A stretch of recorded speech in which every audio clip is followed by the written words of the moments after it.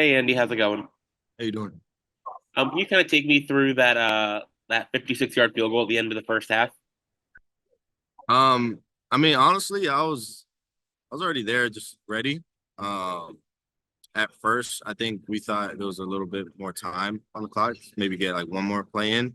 Um, but I don't know what happened, but we took a timeout, and then that's when I knew um I was gonna go out there. Funny enough, I actually had to pee, so I was more focused on that a little bit. Um, but as soon as I got out on the field, kind of just trusted my training, trusted the guys in front of me, Mason, Dylan, just great operation overall, and banged it through. So, Next, we'll go to Jordan McPherson of the Miami Herald. Jordan. Yeah, hey there, Andy. Obviously, I know you're kicking off throughout the game, regardless, but haven't had the team hasn't had the need to kick a lot of field goals this year. Just how do you stay ready when you guys aren't necessarily out there in field goal situations much during games? honestly, just putting myself in a field goal situation in my head. Um, like whenever the offense gets the ball, as soon as they're starting to get close to the 50, I'm already warming up in the net, just to make sure that I'm warmed up enough in case we do need a field goal, but even just for an extra point, and then stay ready for a kickoff. So just that whole routine that I have kind of helps me just stay locked in no matter the situation. Next, we'll go to Matt Shadell of Kane Sport. Matt, go ahead. Yeah, hey Andy.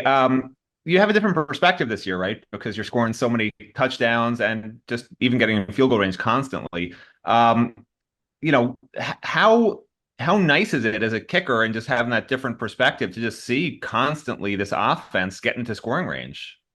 I love it, honestly, big team guy, so obviously we love scoring points. Um, I this this is the one year that I've had to kick the least amount of field goals at this point in the season. So I've had to get used to that a little bit.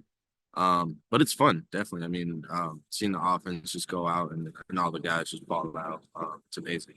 And then obviously having my couple field goals here and there are great too, but at the end of the day, a win is what we really want. Our next question comes from Marcus Benjamin of Keynes County. Marcus. Hey Andy, how's it going? They doing. Andy, just kind of wanted to ask about head coach Mario Cristobal's comments about you really kind of gaining a lot of muscle in the off season. Just kind of tell me what that process was like to really kind of bulk up, and what's your range like at this point? Um, I mean, me kind of gaining weight was a decision that I made for myself. I was always skinny growing up, and even came into UM's really skinny. Um, and obviously putting on some weight obviously gives me a little bit more power for my field goals and my kickoffs.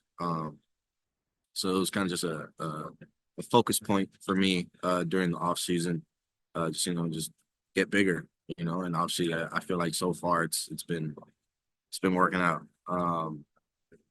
And what was the other part of your question again? What's your range at this point? My range, still the same. I've hit from 70. But I think I'm comfortable from 60 and then.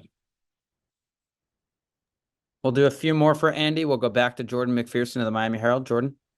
Hey, Andy, I've got two more. First off, you're a couple points away from moving up to, I believe, third all time in UM history and points scored. Just to see your name getting that high up on the school's history list, just what does that mean to you? Obviously, I know it's probably something you'll reflect on after the season, but to see that you're on that trajectory, what does that mean? I mean, obviously it's great. Haven't really been focused on it. Just focused on the team right now and this season. Um, but I'm sure if you ask my brother or my mom or anyone in my family, they're definitely paying attention to that. Um, but it's definitely it's surreal, because you would never really imagine yourself getting so high up in those in those rankings, I guess. Especially at this historic school. So it's amazing. And then secondly, you guys first game outside the state and you're going all the way to the West Coast. It's a night game. Just how are you guys preparing for the time zone change and trying to make sure your bodies are good for when you guys are out there for Saturday night?